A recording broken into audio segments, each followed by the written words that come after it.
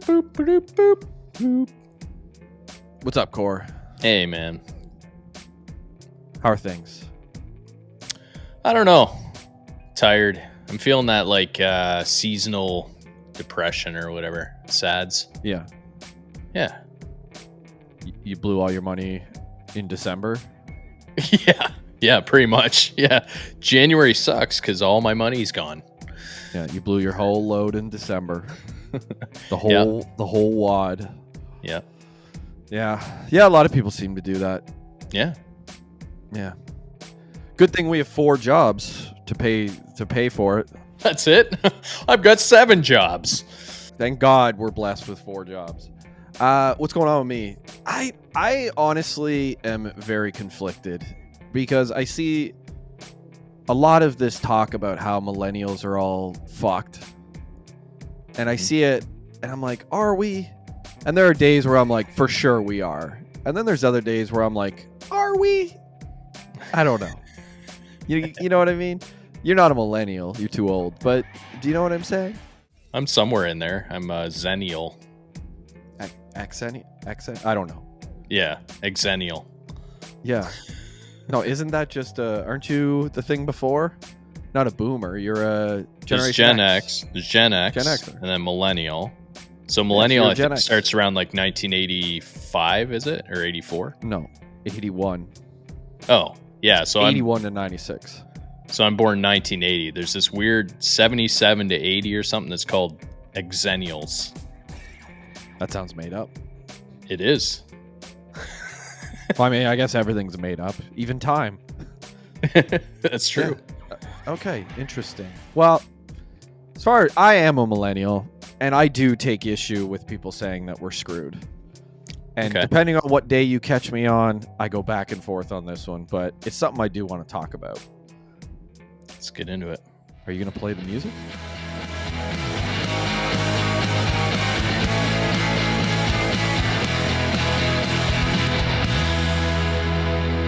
Welcome to Second Story, everybody. I'm Josh Cybulski, joined, as always, by Corey Leckie. What's happening, Corey? Hey, what's up, man? Excited to do this episode today. So excited. You sound so excited. I've never heard so much excitement out of your voice. I'm excited that I'm not a millennial. Well, apparently that's a good thing, because if you read the news, we're all screwed. So lucky you. You're not screwed just because your date of birth falls outside of a certain made-up window of time where apparently you're screwed if you were born in that period of time. I sent you this video the other day. I don't know if we should play it on the show or not, but if we do, insert it here.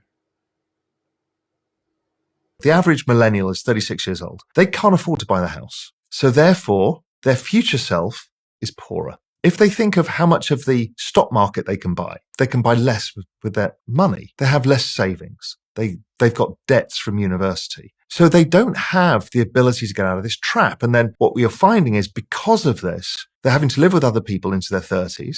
They don't have kids and they don't get married. And these numbers have collapsed since 1983. You've seen these numbers come down from people living on their own. So i.e., you could get your job, get yourself an apartment, has gone from 80% to 62%. You're seeing the marriage rate halve. You're seeing the home ownership rate go from 50% to 30%. These are all expressions of the same problems, which is people know their future is fucked and they can feel it. They have a sense of desperation. You see then the same cohort of kids in their 30s doing 2 jobs, 3 jobs, 4 jobs. That's not because they want to. Nobody wants to work 12-hour days, 7 days a week. It's because they have to. And their parents, the baby boomers, who are in their 70s and retiring, never had that. They were the richest generation the world had ever seen. So this is the first generation that won't be as rich as their parents. And that's a weird thing because we're all used to human progress, the American dream. If the American dream is, well, you'll never be as wealthy as your parents and they were middle-class people and I'm now less well off than them, that's kind of fucked. Okay. So it's inserted in the episode. The video was from Diary of a CEO. It was an interesting video breaking down why people in my generation, and the one that's just below you, are screwed. Or in terms of the episode, they say we're fucked. And as I watched the video, I sent it to you. And I said to you, I'm like, I agree with pretty much everything that's said here. Mm-hmm. But then I watched the video the next day and I'm like, ooh, I take issue with a couple things in the video. I wasn't 100% sold on it anymore. And it's funny to go back and forth from one day to the next, depending on my mood and, the way I'm feeling about things. Typical millennial. I knew you'd say that. Just can't regulate your moods. Well, it's my parents' fault, really. And the fault of all millennial parents. Typical millennial blaming their parents. Yeah, right. Yeah, that sounds about right. So I did want to talk about this, and I found a good article that I thought kind of broke down, but it comes way more from a place of like, I guess, defeat and desperation. And I will say, I don't really like when I hear millennials talk. I really don't love. I don't love the hopelessness. You know what I mean? Like, I don't love this attitude that millennials have where we just, I don't know, we just scroll through hell basically on our phones and are just like, well, everything's terrible. And, don't have any cause for optimism or any sense that like, oh no, things could get better. Like there's the old cliche, it's always darker before dawn. But like, not a lot of people seem to have that, at least not online. In person you can talk to people and they certainly have it, but I do find that to be very concerning. And yeah, like I don't know, I just thought this article kind of summed up the hopelessness that millennials do feel. I figure we should talk about it. Okay. Yeah, that's a good idea. And of course, I guess we should mention we're generalizing a whole group for of sure. people. We're going to generalize a whole group of people and then whole groups of other people as well. Yeah, we're going to generalize all over this fucking episode. Just we're going to generalize and generalize. Yeah, I mean, but stereotypes do save time, right? That's true. Yeah. Right? Yeah. We're obviously being tongue in cheek about stereotypes, but going through like these generational things, there are some that I do take issue with when it comes to millennials, and there's some stuff I hear about like baby boomers too, where I'm like, I just don't see that. I mean, there is a lot of stuff I hear about baby boomers where I'm like, that's absolutely true of just about every boomer I've ever met. Now, obviously, we should preface by saying there are outliers in every single group. We already said that. We already pissed everybody off. Yeah, everyone's pissed off already. It's all good. Let's move on and generalize through the whole thing. Okay. Well, Tim did tell us if we want to make it big, we have to turn our comment section into a war zone. And right now, there's like people are making gardens, and there's like flowers and lilies, and it's just a lovely little place. So let's turn it into that war zone. Yeah, let's do it. All right. Cool. So the article is from the Huffington Post, and I should have had a better mouse for this. Oh no, I just closed it. Son of a bitch. Oh, Jesus, here we go. Oh, I'm you know what I'm doing? I'm boomering this. I got it back. All right, so they do the top of the article says FML, which if you don't know means fuck my life. So good start. It's always good to start it with that. Or the article's called hold on. Fuck millennials life. Oh, good. That's a good one. Hey, FML. Maybe that's the title of this episode. FML, yeah. Yeah, it's pretty good. All right. All right. So the article is the actual title of the article is Why Millennials Are Facing the Scariest Financial Future of Any Generation Since the Great Depression. Now, for the record, that title did grab me because I do agree with that. I think that's 100% true. And if you don't believe it, you can look at data that says that millennials are the first generation to do worse than their parents. So that's something. And in that video I sent you, they do talk about how like the American dream was always that you would do better than your parents. But now we live in an age where people do significantly worse than their parents in general. Wonder if the people that grew up through the Great Depression would agree. What do you mean? Like people that grew up through the Great Depression, they probably did worse than their parents. Hard to say. Depends. Because don't forget, like my grandmother grew up through the Great Depression, and by the time she was a teenager, she did significantly better than her parents, right? Because her parents were adults during. Well, her parents were. Think of it like this: her parents were adults during the Great Depression, so they were poor as dirt. And then she got out and did significantly better than them because they were adults during the Depression. She was an adult during, post World War II period of time. Okay. Yeah. So our kids are probably going to be fine. Oh. Maybe. Maybe. I hope so. Maybe. I do want to say to the viewers, this is not going to be all like negative and like depressing. There are a lot of reasons to be optimistic about things, so I do want to highlight those as we go through this. But anyways, here's from the article. Like everyone in my generation, I'm finding it increasingly difficult not to be scared about the future and angry about the past. I'm 35 years old, the oldest millennial. This is from a few years ago, by the way. The first millennial, and for a decade now, I've been waiting for adulthood to kick in. My rent consumes nearly half my income. I haven't had a steady job since Pluto was a planet, and my savings are dwindling faster than the ice caps that the baby boomers melted. Good start. A lot of positivity in there.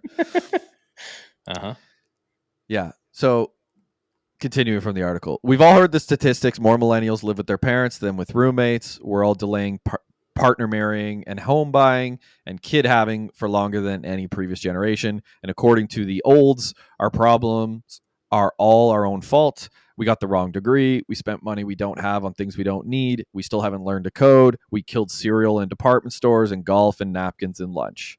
Mention the word millennial to anyone and over 40 mention millennial to anyone over 40 and the word entitlement will come back at you within seconds. Our own intergenerational game of Marco Polo. Mm-hmm.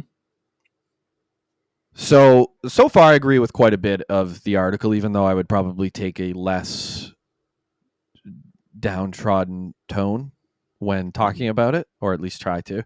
The part where they talk about mention millennial to anyone over 40 and the word entitlement will come back to within seconds, that I've experienced my entire life. Yeah, that's true. And one of the funniest things about it, and I remember having this argument with boomers years ago, but them being like, oh, you're the entitled generation. And I remember just looking at one of them and being like, yeah, who created that in us? Yeah. And they're just like, they didn't have an answer, right? Yeah. So it's not, it is, once you become an adult, if you're still an entitled adult, then certainly that's a you problem. Your parents raised you, maybe your parents raised you to be entitled, but ultimately at the end of the day, once you become an adult, it's on you to correct that. Right. Yeah. Yeah. And I do think there is perhaps, there's certainly truth that a lot of millennials are entitled, but I think we were entitled when we were in our 20s. I think that just got beat out of us through our 20s and 30s. Yeah. Like I was entitled when I came out of film school. I honestly thought I was going to move to Vancouver, walk onto a film set and get a job. You're just gonna prance out there and they were gonna go, here's a job, Josh, for your, because you're so great. And you just, I thought they were going to, holy shit, you went to film school. Get on set now, sir. Yeah. Yeah. That's, yeah. Me too. And then, yeah. It's like, don't you know that I won the best film of my class this year? My class of 18. Yeah. Don't you know that I got voted by my peers that my film was like the best in the class? Like, you guys don't know that? You should be hiring me. Man, graduating school and just getting your teeth kicked down your throat repeatedly was, if you want to talk about losing any entitlement that you have, come out of college in 2007 and live through the period of 2007 to 2010. Any entitlement that you ever had just gets beaten out of you. And for most millennials, they lived through that period and experienced it. And yeah, we may have been entitled teenagers and maybe entitled in our early 20s, but that got destroyed pretty early after post-secondary. Yeah, smart people who have not gone through hardships become dumb people when the hardships come around, right? Yeah, I would absolutely agree with that. And I think there's something to be said about that entitlement piece too, right? You can go through life entitled, but then as soon as something kind of hard hits you down, you're going to have to figure out a way to climb out of that. And there's really no one there to save you from that. Like, you've got to figure it out and you got to make it happen. Yeah. I will also say that millennials as a whole, we were the first generation that truly relished in our own self-pity. Oh yeah. Like legitimately relished in it and like seeked it out in other people, seeked people to actually be miserable with. Hmm. I can remember this from my early 20s, just enjoying having pity parties with friends. Just being like, woe is me. Like, I'm not a film director at 23. Like, my life Yeah. sucks, you know. I'm kind of kidding a little bit, but I certainly, I can remember having relationships end and being like just seeking out people who also just had relationships end badly and being like enjoying just sitting there and wallowing with them. And that's horrible. And a lot of millennials did that. Yeah. Just relishing in that drama. We love it. Yeah, Yeah. absolutely. Um, yeah, like the drama. We were the first generation to actually start living through social media too.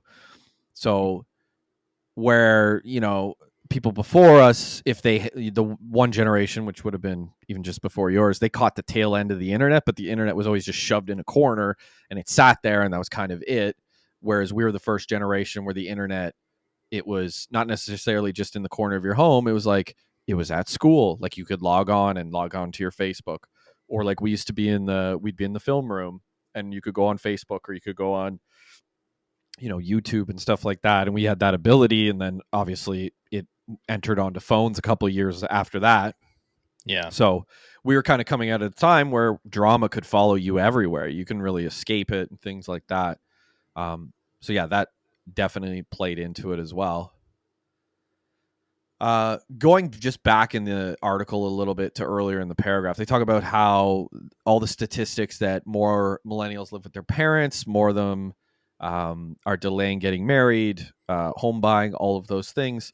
And certainly like they say, there's a lot of data that bears that out. In the video that I sent you, I can't remember the exact figures that he used, but basically, like, we're pretty much like a third of the way behind our parents, where our parents were, in pretty much every statistical category. Like we're more likely to get divorced, we're more likely to have significant debt, we're more likely to wait to get married, wait to have kids, like all of these different things, which isn't a great thing. Like it's not great that I have friends who are having, who are entering 40 and they're having children because they've never had children to this point. They were just never established enough to have kids. That's not terrific, My parents were married and divorced, and my mom was remarried at an age prior to me getting married the first time. Yeah.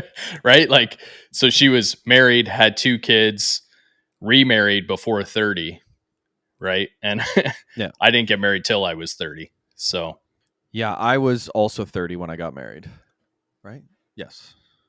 yeah. I was 30 when I got married, and I was 30, almost 32 when I had my first kid. Yeah. So when you think about that, like they lived basically a lifetime. Like when you think about your experience with your kids and that, it's a whole different world, and they lived that like through their 20s, right? Did your parents have you guys when they were young? Like how old were Yeah. they? So my parents were 25 when I was born, and then Mm, 27 when my brother was born, and they were done.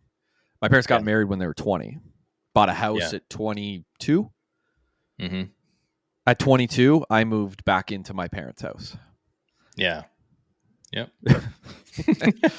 And at 28, I also moved back into my parents' house. Yeah. So there you go. Yeah, very, very different place. Like my parents were done having kids, and I was moving back into my mom's house with my PlayStation and tail Yeah. between my legs. Very different. Very, very different thing. Now you could get into a lot of the reasons for that, Yeah. but we'll kind of go through the article. I do think we need to go into the reasons later on and also get into any points of optimism we might see. Okay. All right, so we left off. The last line was our own intergenerational game of Marco Polo. So back to the article. This is what it feels like to be young now. Not only are we screwed, but we have to listen to lectures about our laziness and our participation trophies from the people who screwed us. But generalizations about millennials, like those about any other arbitrarily defined group of 75 million people, fall apart under the slightest scrutiny. Contrary to the cliches, the vast majority of millennials did not go to college, do not work as baristas, and cannot lean on their parents for help. Every stereotype of our generation applies only to the tiniest, richest, whitest sliver of young people. And the circumstances we live in are more dire than most people realize. I would assume So, this is not only a millennial, but a left-wing millennial. Yeah, actually, and you know what? There's some data I have later that talks about that point. Yeah. So, yeah. Just that, like, they got to throw in that the whitest, the whitest of people get this. Yeah. Yeah, of course. Yeah. It's funny. It is funny. So, any thoughts on that other than yeah, that? I found that one part there where he says the vast majority didn't go to college. That's surprising to me.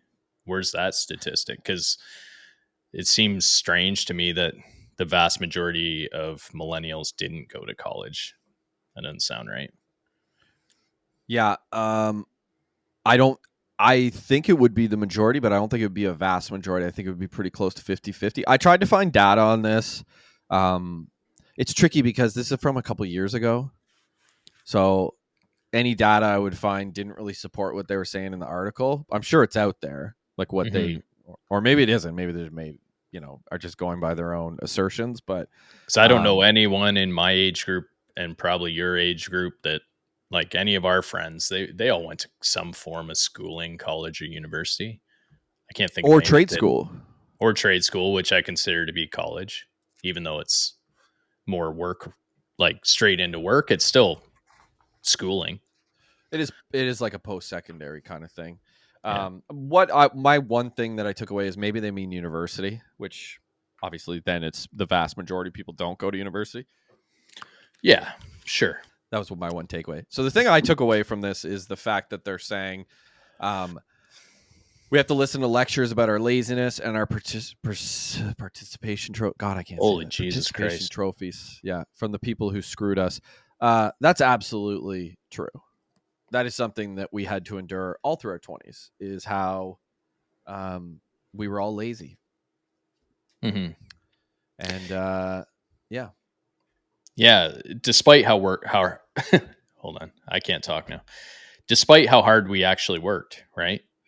Yes. Like, I always felt like I was trying to prove myself constantly, but it's not like I never sat around. Like, I always had jobs. I was always working. I was always kind of busting my ass to get through school and work while I was in school and all that stuff. So, yeah, it is a little strange to hear that.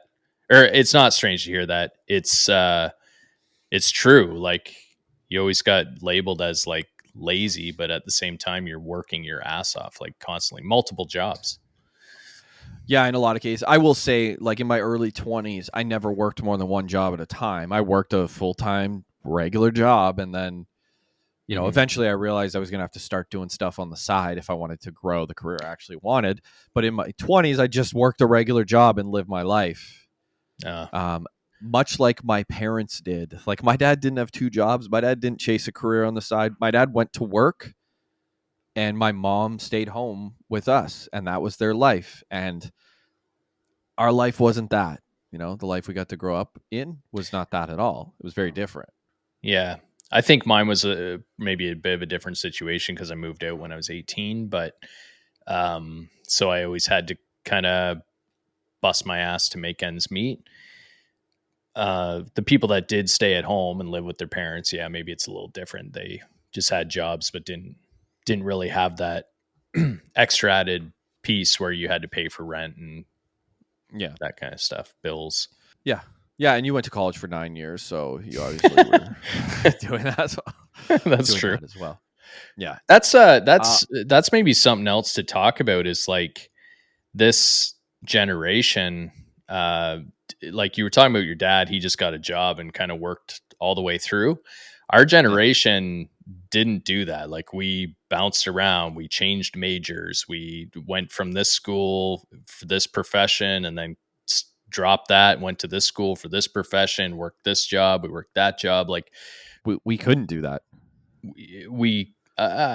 Yeah, maybe there's a piece that we couldn't, but I think it's also that we looked at our parents and went, we don't want just that single job that we go through for years and years. Yeah, definitely some truth to that. I mean, it's like any generation always wants more than their parents, right? Mm-hmm. And I think as parents, we want more for our kids than we had ourselves. At least that's how I feel. You should. So you should. Yeah, you really should. So there is that. However, I will say when we came out of school as millennials, you couldn't do what our parents did. It was impossible. Like I came out of college, like I went to school for broadcasting, and I came out of my first year and got a job in my field in broadcasting, and it was for $8 an hour. And I remember going to my boss and being like, hey, when I come back next year after I'm done school, what am I going to be looking at? And he's like, oh, when you come back, I'm going to pay you $9.25 an hour. I was just like, what?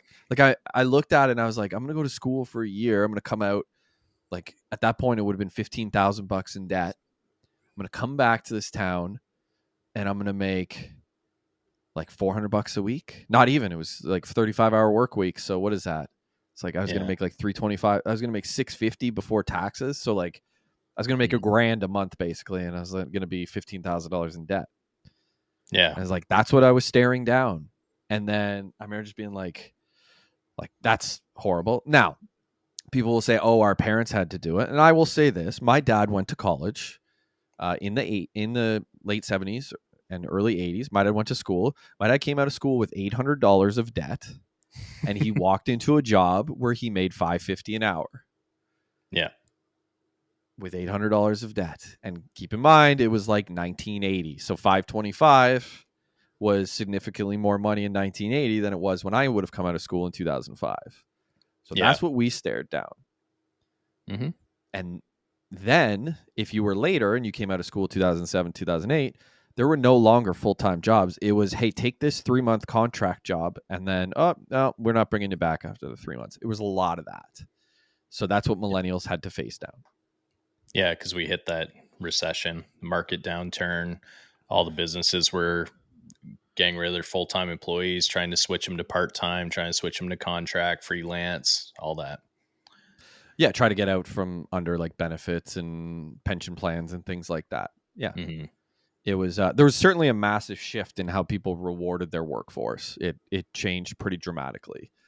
And again, you know, millennials had to adapt at that point in time. Like it's the reality that they were facing. So it was just it was a shitty time to come out of school, and that's what they were kind of up against. And that's sort of what this article is getting at. And I know we're coming off as negative as we talk about this, but you do have to realize like this was the world that we did live in, 15 years ago. It's not necessarily the world we live in now. So again, I do think there are reasons for optimism, and they'll come towards the end. But this is what we had to kind of endure.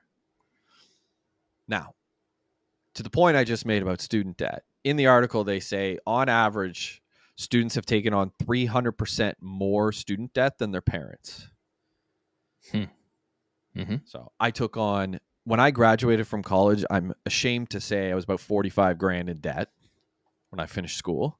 Yeah. My father graduated with $800 of debt. Yeah. And before people say, oh, like, you probably didn't work during the summers, I worked full-time jobs every summer except one. And the one summer I didn't, I worked a full-time job for 3 out of the 4 months. Yeah. When I was in university, I had 3 jobs while doing university. And then when I was in college, the first year I didn't have a job during the year, but the second year I did. And then of course worked full-time in the summers. So, but I came out $24,000 in debt.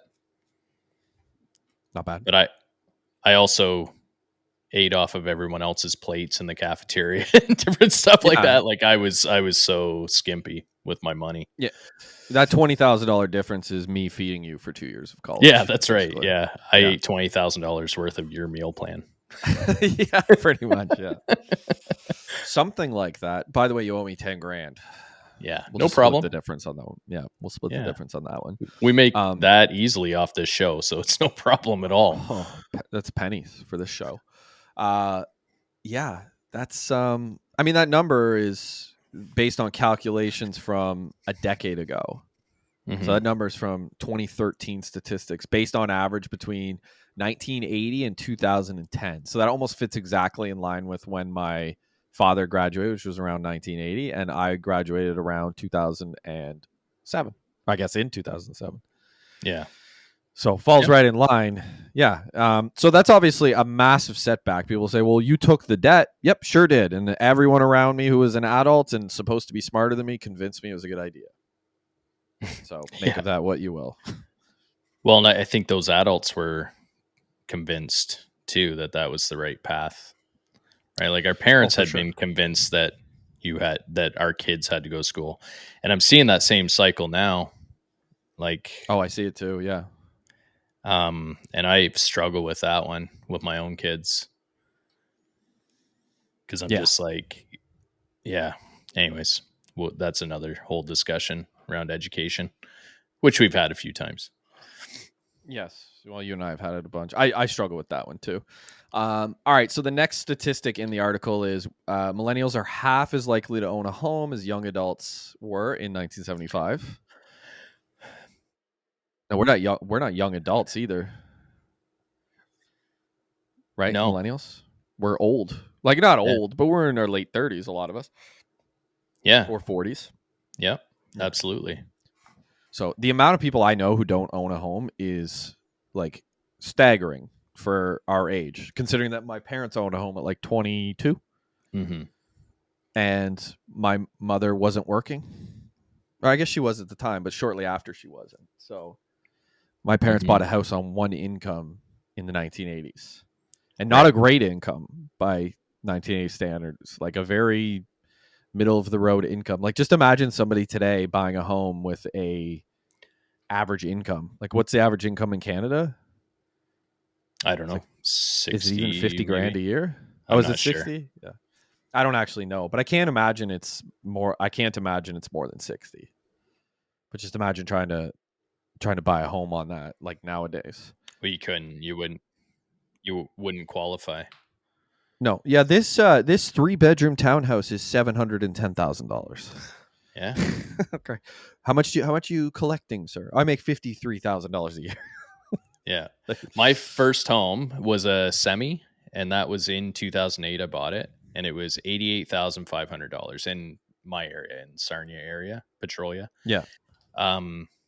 That same home today, the exact same home, is selling for like $400,000. Yeah. That's insane. That is bonkers. Like, yeah. I wish I had held on to it. Yeah, as a rental? Yes. Here's some other statistics. 1 in 5 millennials is living in poverty. 1 in 5? Yeah. Millennials, on average, won't be able to retire until they're 75 years old. The worst part is people are living in poverty with full-time jobs now. Yeah. Yeah. In that millennial age group. Yep. And I've done it. I mean, I've literally worked a full-time job without a place to live. Yeah. Yeah. It's a weird thing to be like, I'm working. Like, you're not even working poor. You're working poverty. I'm doing what they told me I needed to do, is go to school, get a full-time job, and then now I'm homeless. Yeah. While I'm working. Like, that's pretty strange. Yeah, it is bizarre. All right, so continuing with the article, they have a glossary in here called a glossary for grandpa. That's pretty funny. It's like FML, FTW, TFW. It tells you what all those mean. Yeah. Here you go, boomer. Here's all the here's your glossary. All right, so back to the article. What is different about us as individuals compared to previous generations is actually very minor. What is different about the world around us is very profound. Salaries have stagnated and entire sectors have cratered. At the same time, the cost of every prerequisite for a secure existence, i.e., education, housing, and healthcare, has inflated into the stratosphere. From job security to the social safety net, all the structures that insulate us from ruin are eroding. And the opportunities leading to a middle class life, the ones that boomers lucked their way into, are being lifted out of our reach. Add it all up, and it's no surprise that we're the first generation in modern history to end up poorer than our parents. What do you think about that one? Very strong language from this. This I mean, he individual clearly writing hates this, boomers. Yeah. And he That they clearly lucked into. I didn't actually look at who the author of this is. I'm not sure if it's a guy or a girl, but the language is very, it's very interesting. And there is a reason I picked this article, because the negative tone of it, while largely accurate about the world we grew up in, it does leave out a lot of nuance, and I think a lot of reasons for optimism that we'll talk about later. Yeah. The part about them lucking into it, I think there's a lot of truth to that. Like, they bought land at the best possible time to buy land. They had cheap homes to buy. They had plentiful jobs available. The government at the time was pushing for them to work and buy homes and everything after the war. So there's a lot. There is a lot of just this was handed to them. I wouldn't say that boomers didn't work for anything. That's crazy. But I think that's a fair and balanced way to put it. Like, I would say they obviously worked for it. You didn't just get given a house, which ironically is what a lot of millennials believe, or at least 10 years ago, millennials believe, like, I should be given a house. Yeah. That is actually a very millennial attitude that existed like a decade ago. Like, we should just give houses to everybody. It's a human right. Like, remember that? Remember when millennials would be like, housing's a human right? And it's like, really, somebody's got to build it. So, like, their labor to build the house is like, how's that work? How do you get them to build it when and for free for you, essentially? It becomes a real, or they're like, the government should pay for it. Well, the government doesn't pay for it, we pay for it, right? The government doesn't have any money, they have our money. So that was certainly a millennial attitude as well. I mean, this is all there again with the stereotypes. People saying millennials are entitled. We certainly used to be. Like, as a generation, we certainly used to be. And I'll speak for myself. I was very entitled growing up until, I went to Vancouver and got my teeth booted in. Until I got curb stomped in Vancouver. And then it was like, I'm way less entitled. But yeah, like, it's kind of like the thing, it's like the expression of like having the ladder, and then when you're up, you climb the ladder, you pull the ladder up.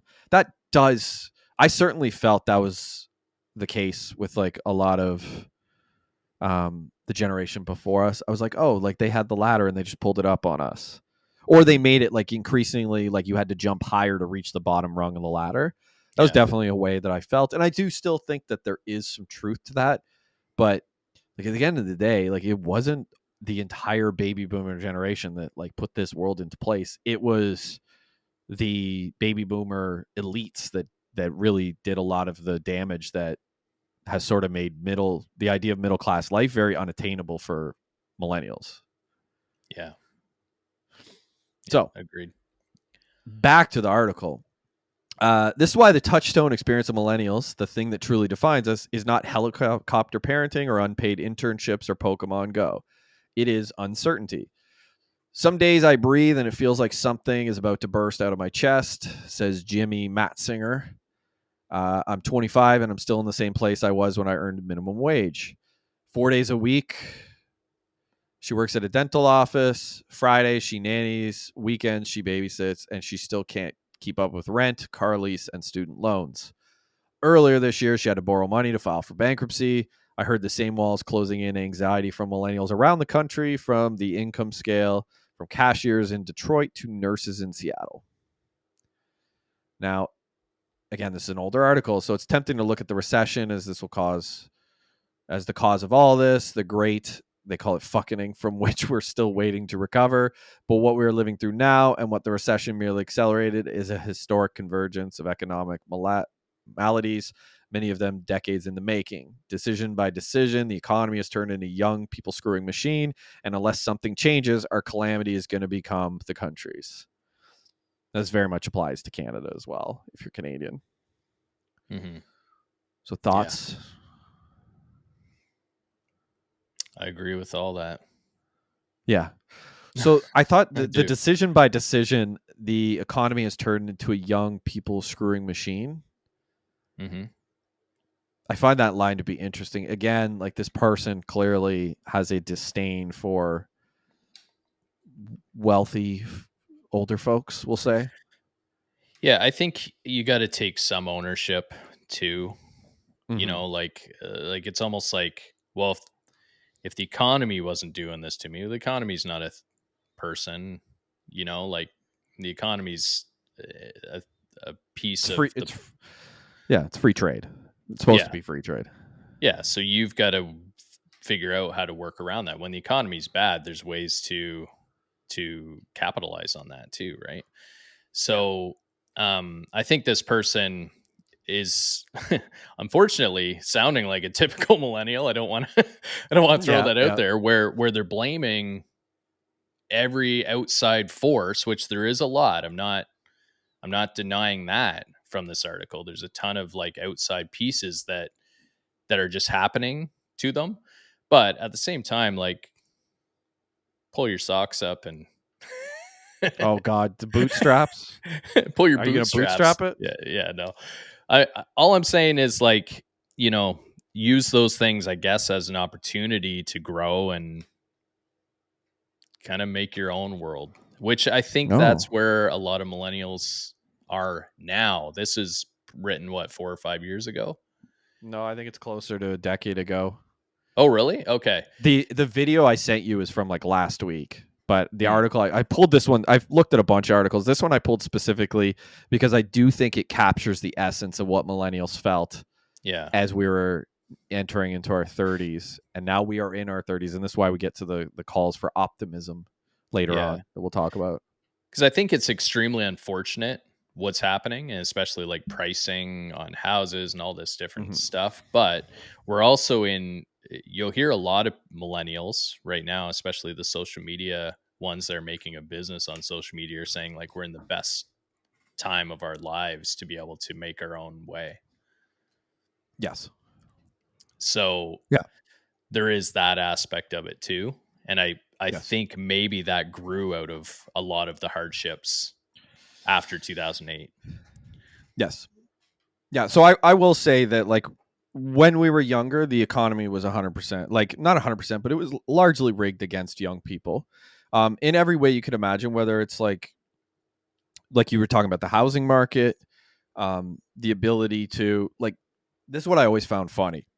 If you go to a bank and you say, and this is what we're talking about with like being kind of rigged against you. If you go and you go, hi bank, I would like to take out $15,000 so that I can go to school and get a general arts diploma.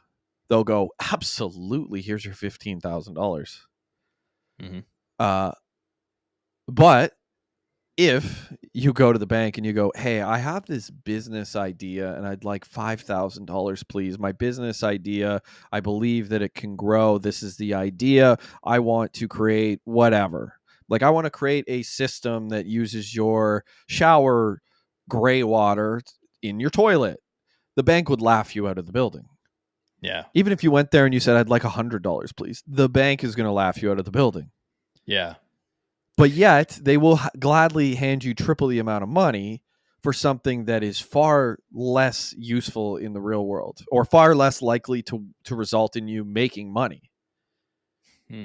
And people need to, and I won't get into the specifics as to why, but people need to ask themselves, why? Why? That's still the world. That was the world when we graduated from school. That is still the world. Yeah. And the crazy part is they're like, you know what? No problem. Here's whatever it was, $5,000 a year, or I can't remember what the cap was, 10,000 a year that they'll give you. And It was, OSAP was 12 when we were in school. That was the max they would give you for OSAP. And they're like, you know what?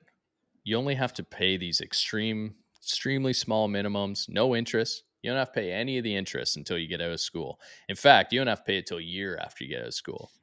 So Yeah. it just keeps you further and further and further in debt for longer and longer and longer in your life. Yeah. So, but yeah, and then you go in there wanting to like actually make something of yourself. You've got this great idea. You need a little bit of equipment to start, and you will be self-sustaining after that, and they won't do it. Not at all, which is funny. Like, why is that the way it is? People need to ask themselves, why is that a good idea? Mm-hmm. I know the reason, but I'll let other people figure it out. I'm sure you know the reason too. Throw in the comments what you think the reason is. Yeah, what do you think the reason is? What's the reason? What could the reason be? Yeah, so that's certainly interesting. I mean, there's a lot of other ways that the economy was kind of rigged against.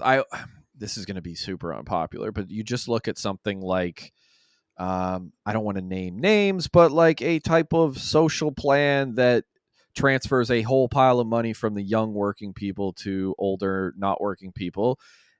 That's always interesting because people get really angry when you talk about it. But the reality is, what? You're taking money from largely the poorest people in society, which is young people who are in massive amounts of student debt, and you are transferring it to another group of people who, on average, and again, generalizing, on average, is the richest group of people in society. Mm. And that's going to ruffle some feathers, but that's Yeah. the truth. Yeah, that is true. the truth. I mean, look, I'm not saying whether I agree or I disagree with it, but that's just the reality. It is a transfer of money from young people to old people, and feel however you want to feel about it.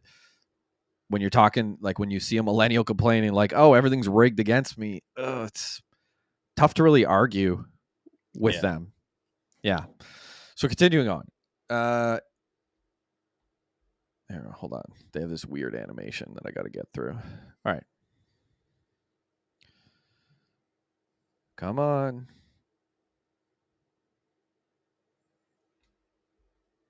Yes. So they talk a little bit about never-ending job insecurity. So really what they're saying is they just have this animation of a person falling and falling and falling and falling, as in never-ending job insecurity. And I will say that is something that through my 20s I experienced in every single place that I went. There was always this, you were under contract. So like it was almost this thing to sort of force you to just bust your ass, and then they would just, here's another 3 months, and then you were just always under fire to do this. Whereas, like, I mean, my dad worked at the same place for 31 years. And, you know, he dealt with he was laid off a couple times and things like that, but he didn't have near the instability that, you know, most millennials would have dealt with. So that's something that was a big issue. And you dealt with it too with contracts, I know. Yeah. Right out of school, went into a contract in Toronto. Very expensive living and all that stuff. And I think I was making $17 an hour, which at the time was like huge to be making $17 an hour. And but it was like a 3-month contract. Then I was laid off. Then I couldn't find a job for 2 months in my field, right? In my field I went to school for. Yeah. And then I got hired back on another, couple months contract. And yeah, that's a nightmare, man. Working in that just like contract to contract world. Oh, it's brutal. Yeah. When I got out of school, I got a job it was a 2-month contract. The pay was really good. Like, it was actually excellent. It was working on forest fires. I was on a retrieval team. I think I don't even think I lasted 2 months. I think the fire was up and it was like 6 weeks maybe, and then it was no more work, because like once the fire was put out, that was it. And then I went to another contract that I believe was 3 months, and then I was on another contract that was 3 months, and then I moved to Vancouver, and that was it. It was just this constant cycle of contracts. And then coming back from Vancouver, it was the same type of deal. I got a 6-month contract, and then eventually went to Toyota, where it was just a series of 6 months contracts for like, it was going to be for like 5 years of that. And I did 2 of them, and I was like, this sucks. Yeah. I'm not doing this anymore. So I was out at that point. But yeah, like I had to prove myself in order, if I was going to get full-time employment. Like for years you had to prove yourself. yeah, a lot of uncertainty there, right? It's like, why wouldn't I just bet on myself then and start a business and have that same uncertainty? But it's Mhm. all to me. Yeah, and that still exists. Like I know employers that still do that. It's like, Hmm. and I get it. It's a way to try to motivate people to work hard when they come in, but it also is a massive demotivator too, or it gives people the idea of like, well, I'll actually just look for other jobs while I'm starting out here, and if I find something better, I'll leave. That certainly I, happens a lot too. I don't know if it's anything about motivation. I think it's about their own, like covering their own ass if they want to get rid of you. Maybe. It's like you're on contract, end of contract. I don't have to hire you back. Yeah. They're just like, Fair enough. yeah, that's my thought, anyways. But Yeah. Fair enough. All right. So this part they talk about group interviews. So this is what Scott remembers are group interviews. Are the group interviews? So 10 people in suits, a circle of folding chairs, a chirpy HR rep with a clipboard. Each applicant telling her one by one in front of all the others why he's the right candidate for an $11 an hour job as a bank teller. Did you ever have one of these group I did, interviews? yeah. Yeah. My first, my first interview to be a bank teller was with, I think there was 4 or 5 people in the room, and yeah, it was just like question after question. Luckily, at the time, I was a manager of a business, so I was conducting interviews for hiring. So when I went in to get this job, um, I had previously been asking all the same questions to the employees that I was looking to hire. So I was just able to rifle off the answers. But yeah, that's super intimidating, man. Yeah, it is. I had one. When I got hired at Toyota, I had a group interview. It was 12 people, 12 candidates, and then there was a 5-person panel of people asking questions. And Oh, so you had to, oh no, I never had where the other applicants were there. That's what you're oh saying. yeah, Oh, that's what I Jesus. had. It was messed up. The guy actually beside me, so they went this way, and like I was one of the last people to answer, which some people might think is an advantage. It was actually a huge disadvantage because I would have something to say, and then like the 5th person would say, and I'd be like, damn, like what am I going to say now? Yeah. I was really lucky though. The guy beside me was like just straight up a racist. So like I could have said probably almost anything, but like the guy beside me was just so awful. And like there was points where he's talking about like just stereotype. I'll leave out the specifics, but like stereotypes about Asians. And I remember just being like, because we're in Toyota, right? Like literally a Japanese company, and I'm just like, bro, like, are you kidding me? I would have just, on my way up, like when they're like, hey, Corey, come up to the panel or whatever, I would have been like, that guy behind me just touched my ass on the way up here. I don't know what's with that guy. Just try to like Yeah, get rid of the other applicants, like just knock them yeah, the off good one by ones. one. Yeah. Okay, so continuing from the article, it's 2010. Scott had just graduated from college with a bachelor's degree in economics, a minor in business, and 30 grand in student debt. At some of the interviews, he was by far the least qualified person in the room. The other applicants described their corporate jobs and listed off graduate degrees. Some looked like they were in their 50s. One time, the HR rep told us that she did these 3 times a week. Scott says, and I just knew I was never going to get a job. After 6 months of applying and interviewing and never hearing back, he returned to his high school job at the old spaghetti factory.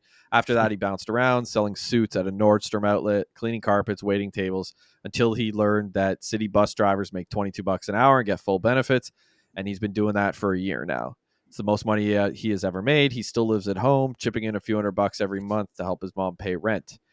In theory, Scott could apply for banking jobs again, but his degree is almost 8 years old. He's got no relevant experience, and he sometimes considers getting his master's, but that would mean walking away from the salary and benefits for 2 years after taking another 5 digits of debt just to snag an entry-level position at the age of 30 that would pay less than he makes driving bus. At his current job, he'll be able to move out in 6 months and pay off his student loans in 20 years.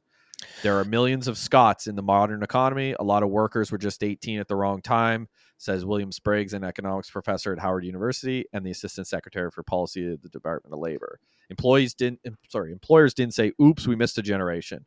In 2008, we weren't hiring graduates. Let's hire all the people we passed over.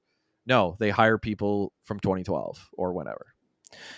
What I find crazy, and I actually know a few people that this occurs, they have this job that they don't like. They're super in debt for, having gone to school. And then their answer to all their problems is, maybe I should go get my master's. Like, that's going to solve your problems or something. Go do more schooling in the area that didn't get you the job in the first place.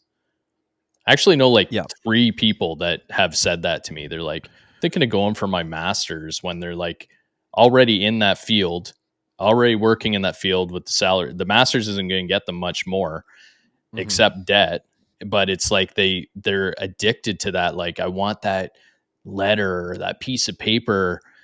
Like, they're brainwashed into that in the first place, and then they're still brainwashed into it by saying that, in my opinion.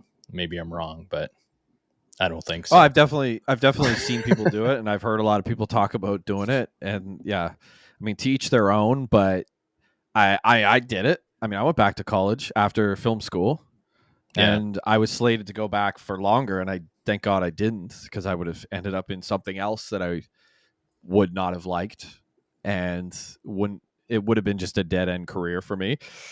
But I ultimately didn't, and it was circumstance that kept me from going back. But thank God it did. But like, I hear the story about Scott, and basically everyone I know was a Scott. Yeah. Like, almost everybody that I grew up with was a Scott. Yeah. I've done it. Like, I've just jumped from job to job to job to try to make ends meet, right? Like, you're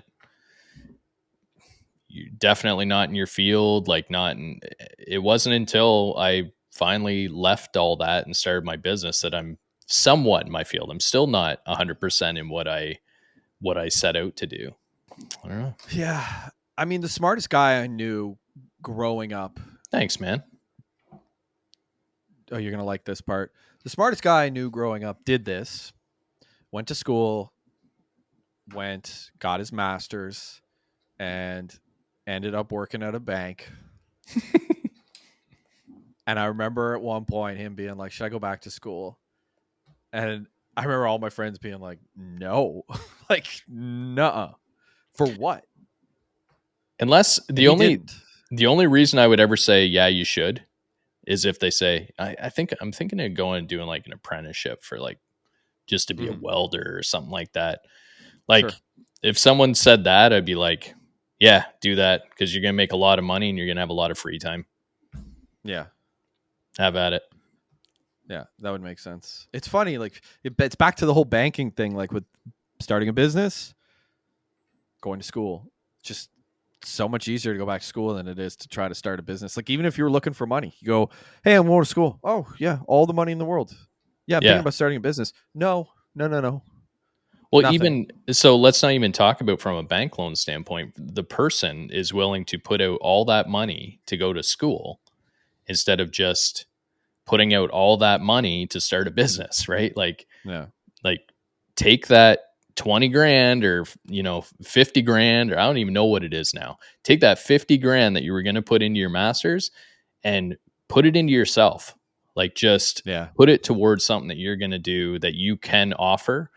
Find a problem that people need that you can solve with the thing that you know how to do best, and go do that. Don't put it into the fucking school system again. That's crazy. Yeah, that is nuts. All right, back to the article. By now, those unlucky millennials who graduated at the wrong time have cascaded downward through the economy. Some estimates show that 48% of workers with bachelor degrees are employed in jobs for which they're overqualified. A university diploma has practically become a prerequisite for even the lowest paying positions. Just another piece of paper to flash in front of the hiring manager at Subway. That's a bit. They say Quiznos here, but we don't have Quiznos in Canada, so I'll say Subway. Yes, we do. Not here, not in Ottawa. I don't think anymore. That's fine. Ottawa is not the only place in Canada. You fucking. It's the only place that matters. Just ask people from Ottawa. Yeah.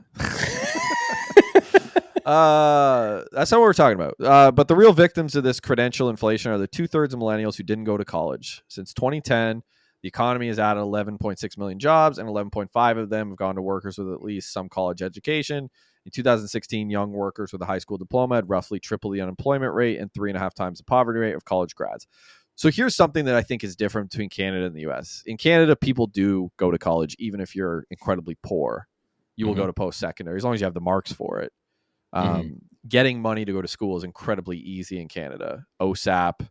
I mean, you could have We're also $0. subsidized a bit. Well, yeah.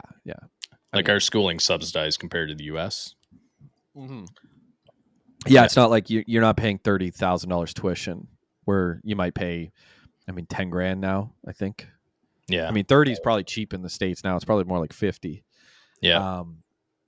Yeah, so it's a lot cheaper, a lot easier to go to school in Canada, and the numbers are certainly a lot higher. It is weird. They talk about this 2008 to 2012 like carve out where people didn't get jobs. We were right in that, or couldn't get jobs. Yeah, and again, that's like the hopelessness that a lot of people in that area felt for those 4 or 5 years, that I certainly felt, and that was where the whole thing with millennials like relishing in that self-pity really, really festered. Like that in that period of time where just like everything stacked against us. And then following that in 2012, it didn't really get better because we were just sort of forgotten. And it's like, why would I hire this guy who's toiled around, done nothing for 5 years when I can hire this college graduate, like just came out of school, has got fresh energy and stuff like that. So it's, yeah. Well, not to mention our resumes were like worked here for 6 months, worked here for a year, worked here for 4 months. So you look at that as an employer and you go, this person's just like getting fired from everywhere. But realistically, they were probably on contracts and all kinds of different things and circumstance couldn't pay the rent. So I had to go to this other place. Like, yeah. This article, I'll be honest, we're not even halfway through this article, and that's really the point that I wanted to get to. Was that because you get it? Like, there's a lot of this article is like there's a lot of negativity. They go into like how the pay structure for executives changed, how they broke the social safety net. Like it's just a lot of like boomer doom, like just boomers broke this, boomers broke that. Like it's all doom and gloom, and I don't. Again, like I said off the top, I don't want to feed into that any more than I have to. And the video that I'd sent you that hopefully we'll play in the episode, or maybe we won't. But anyways, it kind of feeds into that more of that feeling of hopelessness too. And like going through it, like millennials, we were crushed. We were crushed by a lot of things, the economy being one, timing, also like generational trauma. Like a lot of millennials were crushed by, trauma that their parents and grandparents had never actually dealt with, and it was sort of passed on down to them. We don't really need to get into that, but we know tons of people who have dealt with that, might deal with that in our next episode, possibly. Yep. But I will say a lot of things that happened were certainly millennials' faults. Like you can't look at this whole thing and be like, no, not us. Like we didn't do anything. We were just born at the wrong time. And I certainly had that attitude 15 years ago, but now that I'm older and I have perspective, like a few things for me at least is like, we were the first generation who was allergic to boredom, like literally allergic to boredom. Like we could never be bored. And if there's anything that I have learned in the last few years, it's that if you want to be successful at something, and like the most successful people all do this, they are all very good at doing the mundane thing for a very long period of time without seeing any benefits for it. And that's what building a career in a business is like doing the same thing over and over until you see results, which you don't know when that'll be. Yeah. Not only business and career, but like fitness, everything. Like it's just, sure. It's doing the same things over and over again. It's eating the same foods. It's all that. Right. So yeah, for millennials definitely had trouble with that. Not good at boredom, not good at delayed gratification. Two things millennials were terrible at. Yeah. Were those. And that's also like the whole, like the debt cycle that millennials fell into. That is like, I'm going to spend tomorrow's money today because I want the thing today and I'm not willing to wait for it. And that's why, other than the obvious, like we didn't make as much money as, our parents and stuff like that. We also were not as wise with money as our parents saved money. They could, for one, but they were also okay with delaying gratification. Like my dad wouldn't buy a car till he had all the money in the bank account. Yeah. Whereas I bought my car and financed it. Right. Yeah. Right. A very, very different state of mind. Like I can remember my dad saving money to buy a car and driving this just shit box. Yeah. Yeah. And like literally putting tape on it so it didn't fall, like duct tape so it doesn't fall apart. And he's like, wow, we don't have enough money to buy a new one. So Well, you weren't that bad. Your last car was a shitbox too. I drove it till it was a shitbox. Yeah. Yeah. Very, very much so. Yeah. But that was because they weren't built. It was during COVID. They weren't building the car. I bought it and had to wait 8 months for it. Yeah. Yeah. It was falling apart. Jesus. Yeah. So anyways, that was one thing that I think is really important to note, is that like we did have these tendencies that were our own doing. And yeah.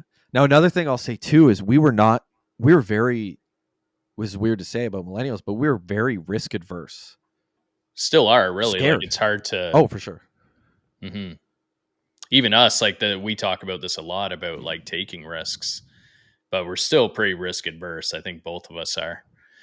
Oh, for sure. We're not willing to. It's like the conversation I had with Dan Martell, or Dan Martell's assistant, or whoever it was. It was on Dan Martell's account. AI. Yeah, Dan Martell's AI. I don't know what it was, but anyways, when I was talking to them, they're like, "Are you ready to go all in and like jump in with both feet on the things that you're doing, like the business that you and I are trying to build?" And I was like, I will get there in like a year." And I'm still at that place because I am playing it safe because it is too risky for like my risk tolerance. Mhm. And if there's anything that I've learned in the past couple of years, that it's that like the biggest difference between those who did extremely well and those who didn't is that the ones who did took the biggest risks. Mhm. Like Yeah. my most successful person from my group of friends took the largest risks, went around the world, put himself into very dangerous situations, unpredictability, volatility, all of those things, dealt with all of it, and became incredibly wealthy as a result of it. Whereas, like, perhaps the people who were my smartest friends were also extremely safe and they did not do the same, despite being blessed with, more intelligence. I wonder if there's something to it that because we had this delayed start, I guess, where kind of everything, like you said, everything was pushed back. Marriage, um, getting into the right career, all that stuff was kind of pushed into our 30s. Mm-hmm. So now when we've come to this realization, it's like, hey, we got to take risks in order to be successful. But now you're taking risks at a time where you've got a mortgage, you've got kids, you've got a lot of other things to worry about than had we taken those risks in our 20s. Absolutely. Like, I wish I wasn't so concerned when I got out of school to get a job. Like, I wish it was more, I got out of school, I'm going to do something crazy. I'm going to, whatever, go to California and try to get on film sets or something. Like I just wish I had to take a more risk. Or let's go to fucking Europe or something and see what they're doing in film and just try to jump on a set there. Like, who knows what could have came from that. But I think just because, we're sort of taught, like, go to school, then get the job, then but the job wasn't there for us. So it was like this cycle of about 8 years or so of us trying to like find that job that wasn't there. Right. So then we're delayed getting started. And now it's like our risk, we started families and stuff like that. So the risk is a lot scarier now. Yeah. Oh, yeah. And even like if you did take the initial risk, like you're talking about moving to California, like I did move to Vancouver and I was, there to work on films. And then I got a full-time job, not in film. And I was making this money and it wasn't great money. I think it was making like 39,000, like, which, I mean, it's 2008. So wasn't, not bad. It wasn't good, but it wasn't horrible. Yeah. And I remember, Pete, who we went to film school with. If you remember Pete, he was like, bro, he's like, I can get you on set daily. I was like, oh, really? He's like, yeah. He's like, it's $160 a day. You'll be on set for the next 8 weeks. And I was like, 8 weeks. But what about after those 8 weeks? I know. And I remember calling my folks and they're like, yeah, but you have a full-time thing here. Like can you really give it up? And I remember just being like, yeah, right. like just completely sidestepping the fact that I wasn't there to work a job. I was there to work in film. And it was like, this was an opportunity to go on set for 8 weeks. And I was like, no. And Like, you know what? The worst part is, and maybe you don't want to hear this, you would have done that 8 weeks. You would have met all those people on that set. They would have jumped into the next job, and you would have had the next 8 weeks and the next 8 weeks. Yeah. There maybe would have been some space here and there, but it's Yeah. almost a guarantee if you had gone on that set and taken that risk that time, you would have got there.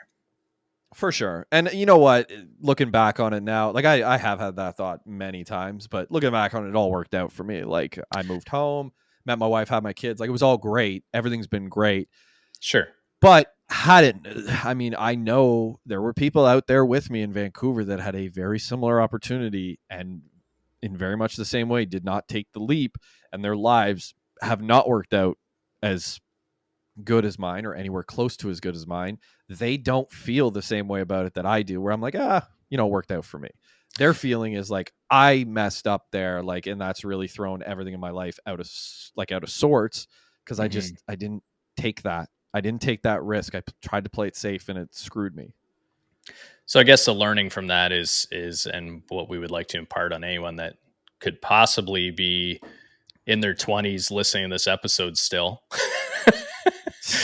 Yeah, is take those chances. Don't just go for that full-time job. Like, take that chance and go for it while you don't have all these, kids and all this stuff surrounding you. You don't have a mortgage and all that. Just go for it.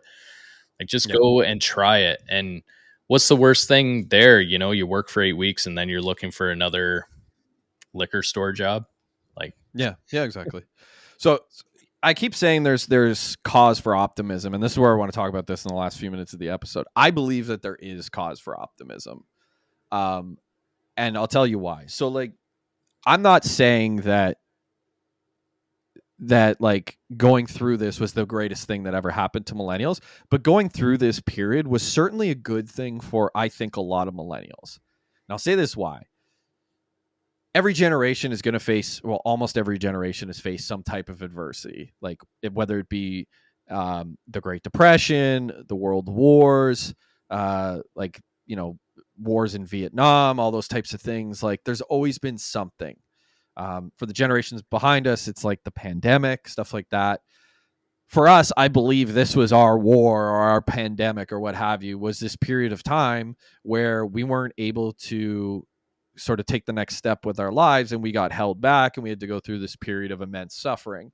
I think ultimately a lot of millennials are better for it because we had to deal with that, and it's created a lot of things. Now, there's this study that came out of, I believe it was, Wake Forest University, where they were talking to millennials, and they're saying that millennials, because of what they've gone through, on average, have a very high level of grit and optimism, which is surprising, you would think. Now, why are we so optimistic? Why am I so optimistic? Well, it's because I feel as though I've lived through that. I can survive through almost anything. Like, I was homeless at one point. I know how, at this point in my life, how to not end up homeless again, because it happened. Right. And now I've kind of figured out that. So in this study from Wake Forest, they do talk about how a lot of millennials have developed the ability to take risks, how to grapple with uncertainty, and how to actually recover quicker from failure. So that's from the study. They say that grit and optimism are not traits that were commonly assigned to millennials, but they have now started to happen. We were not raised with a great deal of grit, right? Right. Things were relatively easy for us. We were told how great we were going to have it. We did have it pretty great. They say that when we were coming up, we had a very low level of self-efficacy. We had very low ability to confidently stick with something to get a desired income. That goes back to the whole thing about boredom. We were not very trusting, and we were not comfortable with ambiguity. All true. Mm-hmm. But now, so in the study, they talk to millennials, and they say that about 3 in 5 millennials are optimistic about the future, and about 3/4 of them have a strong sense of self-determination. More than 3 in 5 millennials are confident that they can perform well in challenging situations and complete difficult tasks. Yeah. And that is us. Millennials also score well on positive traits and demonstrate fewer negative traits, such as feelings of inadequacy. And less than half of millennials are frustrated with others' success and say that their sense of self-worth is impacted by failure. Mm-hmm. Yeah. Yeah. I don't I definitely look at a lot of people online because we see a lot more now too, right? You have a lot more people kind of guiding you and showing you the way, I guess, the mentors that you don't actually know. But I don't look at them and go, man, they're lucky. I wish I had that. I look at them and go, that's a guide for me. Okay. How can I do that too? And then, yeah, it's just getting to work and doing it. So our generation used to look at people doing better than us and say that's a competitor. But in reality, it's somebody who is potentially a mentor. I think we've gotten a lot more collaborative for sure. It's like there's a mentor, there's someone that I can lean on, there's someone that's willing to help me. And yeah, I think there was probably a big period where it was let's go it on our own as millennials, but now it's more let's learn from other people, take that mentorship and ask for the help. Like that's another big thing, right? Yeah, absolutely. And this is probably the last point that I really have to make, but I think the reason for all of this, by and large, is that millennials on the whole, we failed so spectacularly in public, in a very public forum. We're the first group who, like, it was pretty obvious on social media and things like that we were failing. And one of the biggest lessons that we learned, I think this is an important lesson for personal growth, is that it is better to fail in private many, many, many times than it is to fail in public. And you make your successes public. But when you do fail in public, as we did, there is a lot that you learn from that. And it gives you this muscle that, and I don't know what this muscle would be called, but this is what I feel, is that I won't let that happen again. And it also, and this is something that I'm trying to really work with, is detaching my self-worth from accomplishments. And that's something that millennials had to learn, because it was either detach our self-worth from accomplishments or feel completely worthless because you've accomplished nothing. Right. And that's something that I've really had to work on and I've gotten better at. I still do have a ways to go. And on that point, build that self-worth, and those accomplishments are probably going to follow. Yeah, exactly. Like, build yourself up. And if you can build yourself up into a person capable of accomplishing things, you will be a person who eventually accomplishes things. It's just inevitable. Like, I think people tried to build the thing before they built themselves. And millennials have kind of realized, like, no, you got to build yourself first and then eventually be able to build the things. And that's something that I feel that you and I have been doing over the past couple of years, is building ourselves up a lot. And, some of the things have started to follow. We've got much bigger things that we're trying to build that are going to come down the road. But I think, Amanda always says this to me, but and I've heard other people say it to me as well. And I'm sure you hear it often as well. It's like, you're becoming a different person, like a much, much better person. And going through struggles is what ultimately, struggles either make you or break you. And for me, they've almost broke me, but now they've kind of made me. And I think a lot of millennials are starting to feel that way and starting to certainly have that feeling of optimism. And that Wake Forest study that I was citing, it does bear that out, that people are way more optimistic on average than they were just a few years ago. And like, a lot of my friends who are millennials have turned it around. Like, most of them, they are making six figures now. They are, they have bought their house. They might be having kids later, but they are having kids, and they are figuring it out much later than their parents did. But, it's the way it is. Like, we overcame a lot. And I think ultimately it's a good thing for millennials. Sure, there was a struggle, but every generation struggles with something. Okay, let's end there.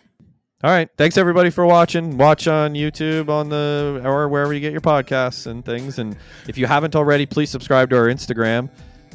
Please subscribe and watch our shorts and like those and all that fun stuff. So take care. So thanks again for tuning in to Second Story. Flip the script, write your sequel. See you on the next one.